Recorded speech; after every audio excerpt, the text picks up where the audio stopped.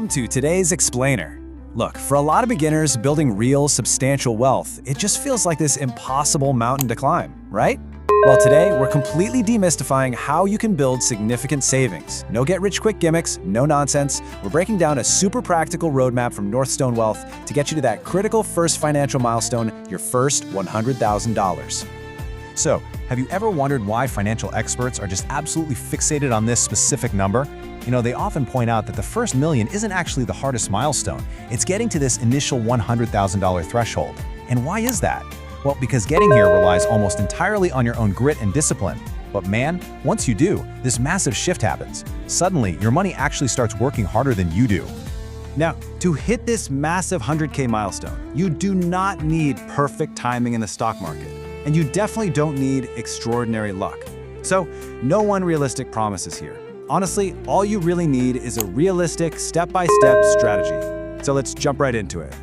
We're gonna follow a clear 5-step roadmap to get you from zero to your goal. The first wealth rule, building a safety net, accelerating your income, investing and compound growth, and finally, the power of patience.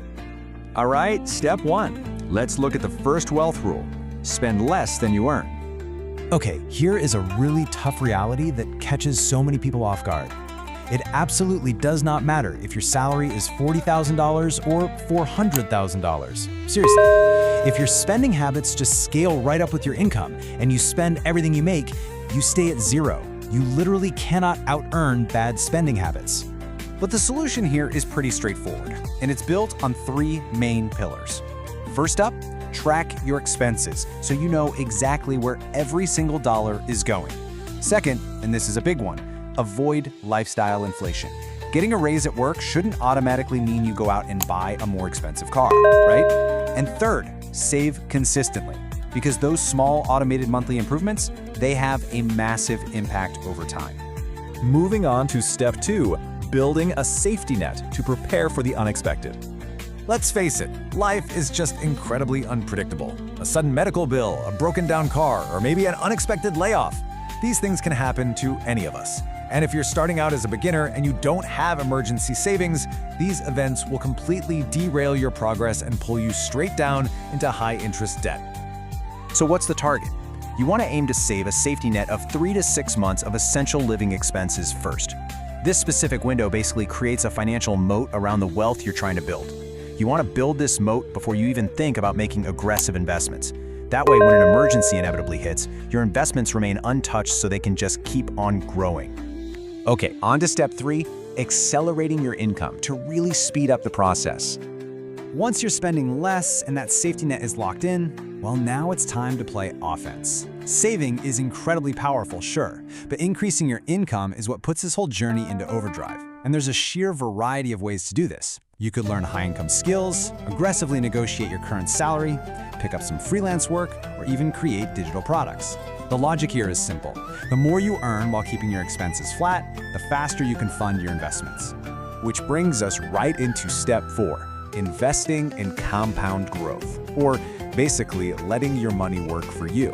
See, the real secret to hitting that $100,000 mark isn't just endlessly grinding away at side hustles. It's harnessing compound growth. This means giving your money the time to literally generate its own returns. Every single dollar you invest works for you, and then the returns they generate start working for you too. It's like a snowball. Instead of waiting to perfectly time the market, you can use diversified tools, like broad market index funds, to get exposure to hundreds of companies all at once. And starting earlier makes just a monumental difference here. Think about it. You have your initial investment, then you get your first returns. And then the real magic happens. Returns on your returns. The key here isn't predicting what the market is going to do tomorrow. The key is just keeping your money parked in the market long enough for this compounding snowball effect to actually take place. Finally, we reach step 5, the power of patience and staying the course. Now, this is often the most psychologically demanding phase of the entire roadmap, especially for beginners who are just watching their hard-earned money move up and down. Markets rise, markets fall. That's normal. A lot of people sabotage their own progress, and they quit way too early because they panic during a dip. But you've got to remember that natural market fluctuations are completely normal. It's just part of the process.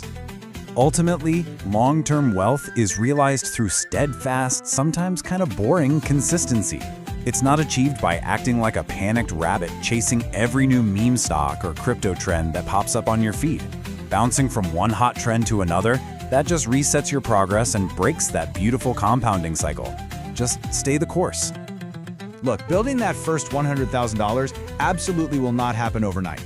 But if you commit to these 4 fundamental habits, spending wisely, increasing your income, investing consistently, and staying patient, and you execute them day in and day out, you absolutely will build lasting wealth. I really love this guiding philosophy from NorthStone Wealth. Building wealth one smart decision at a time. It proves that the seemingly daunting goal of hitting 6 figures in savings isn't magic. Actually, it's truly just a sequence of logical, smart choices compounded over time. You just have to make the decision to start making those choices. As we wrap up this explainer, I want to leave you with a final thought. I want you to reflect on your own financial habits right now, today. What immediate, smart decision will you make next? Will you track your expenses tonight? Will you finally set up that automatic transfer for your emergency fund? The roadmap is right here in front of you. The next move is yours.